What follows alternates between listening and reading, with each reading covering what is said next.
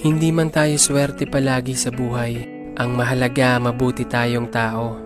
Hindi tayo nandadamay ng tao sa oras na minamalas tayo.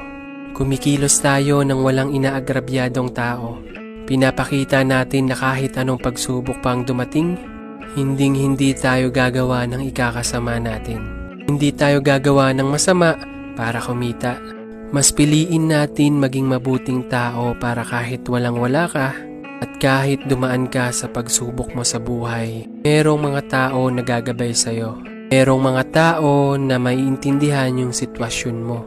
Masarap sa pakiramdam yung may kabutihan kang tinatago sa puso mo. Pag mabuti kang tao, mabuti din ang pakikitungo sa'yo ng nasa paligid mo. Pag dumating yung time na walang-wala ka, kakaawaan ka nila at tutulungan muli para bumangon. Pero kung hindi ka naging mabuting tao,